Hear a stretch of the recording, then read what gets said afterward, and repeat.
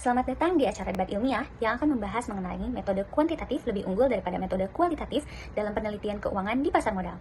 Pasar modal merupakan tempat bertemunya pihak yang akan melakukan transaksi jangka panjang seperti saham dan obligasi. Pasar modal juga menjadi tempat berkumpulnya investor yang ingin berinvestasi dan mendapatkan keuntungan. Lalu muncul pertanyaan, apakah pendekatan kuantitatif yang berbasis data akan lebih unggul atau malah sebaliknya, yakni pendekatan kualitatif yang berfokus pada perspektif dan fenomena yang terjadi di pasar modal akan lebih unggul. Saya, Dera Silva Maulia, akan memandu debat acara hari ini. Mari kita saksikan debat hari ini dimulai dari argumen pro yang akan disampaikan oleh Kak Aji. Kepada Kak Aji, kami persilahkan. Baik, terima kasih atas kesempatan yang diberikan oleh Kak Dira selaku moderator. Saya tim pro meyakini bahwasanya metode kuantitatif bersifat lebih unggul dibandingkan metode kualitatif dalam pasar modal di Indonesia. Dikarenakan yang pertama adalah metode kuantitatif bersifat numerik, artinya menggunakan angka dan berbasis statistik yang meliputi data dari data harga saham, data volume perdagangan, laporan keuangan perusahaan, indeks pasar dan lain sebagainya.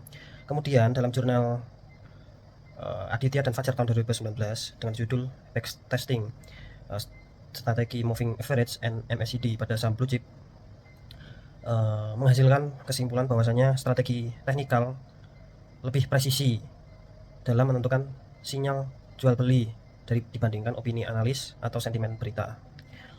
Kemudian studi kasus dalam pasar saham di Indonesia, yaitu tanda kesuksesan dari metode kuantitatif atau contoh dari metode kuantitatif adalah pada saham BBRI dan TLKM tahun 2019.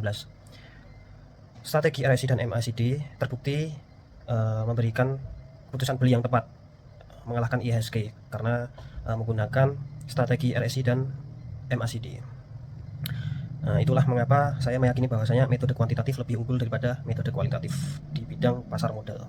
Terima kasih kepada Kak Aji yang telah memberikan argumennya. Selanjutnya mari kita dengarkan argumen dari pihak kontra. Kepada Kak Bagus, sebagai pihak kontra kami persilahkan. Terima kasih Kak Dira, saya menghargai argumen dari tim pro. Akan tetapi saya meyakini metode kualitatif lebih relevan terhadap situasi pasar modal saat ini. Pada kenyataannya, angka tidak bisa menangkap semua realitas pasar. Keputusan investasi tidak hanya ditentukan oleh angka, tetapi juga psikologis, perilaku investor, sentimen pasar, dan isu geopolitik. Berdasarkan penelitian oleh Jainal et al. 2024 di jurnal Ecoma, investor lebih mengandalkan indikator non-akuntansi seperti persepsi normatif dan kontrol perilaku, bukan hanya data keuangan dalam mengambil keputusan investasi. Studi kualitatif bisa menganalisa rumor pasar, isu manajemen, atau strategi perusahaan yang tidak terlihat di laporan keuangan. Salah satu contoh kegagalan metode kuantitatif dalam menganalisa pasar adalah kepanikan pasar saham pada Maret 2020 saat awal pandemi COVID-19 di Indonesia. IHSG sempat anjlok mencapai 37% dalam 3 bulan. Hal ini menunjukkan kegagalan metode kuantitatif dalam memprediksi penurunan ekstrim ini. Terima kasih kepada Kak Bagus untuk argumen yang telah diberikan. Selanjutnya kita akan kembali ke Kak Aji selaku pihak pro untuk memberikan sanggahan atas pendapat yang telah diberikan oleh Kak Bagus selaku pihak kontra. Kepada Kak Aji kami persilahkan. Baik, terima kasih atas penjelasan dari tim kontra. Namun perlu diingat dalam metode kualitatif memiliki beberapa kelemahan. Yang pertama adalah dari aspeknya bersifat subjektif, artinya dipengaruhi oleh person, kemudian tidak bisa diukur, tidak bisa diuji atau backtest, kemudian lambat merespon pasar ketika harga cepat berubah. Kemudian contoh dari kasus tersebut adalah studi kasus saham Goto tahun 2022, di mana saham Goto digadang-gadang menjadi unicorn digital pada saat itu. Namun faktanya adalah 70% anjlok harga sahamnya dibandingkan saat harga IPO. Jadi kesimpulannya adalah metode kuantitatif lebih unggul dibandingkan metode kualitatif karena yang pertama adalah lebih bisa diukur, bersifat sistematis, lebih objektif, dan lebih disiplin.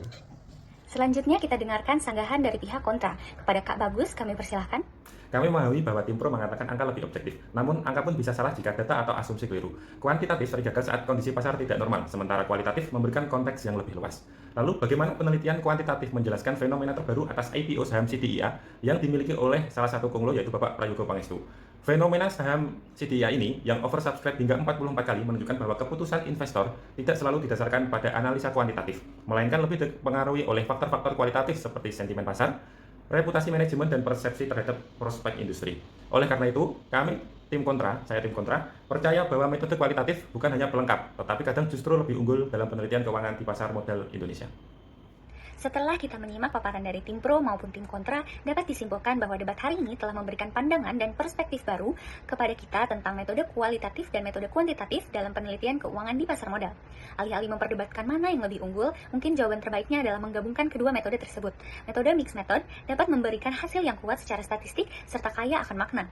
Saya ucapkan terima kasih kepada kedua belah pihak yang telah memberikan argumen serta sanggahan pada debat kali ini yang sangat menarik. Saya, Dera Silva Maulia, selaku moderator, pamit undur diri. Wassalamualaikum warahmatullahi wabarakatuh.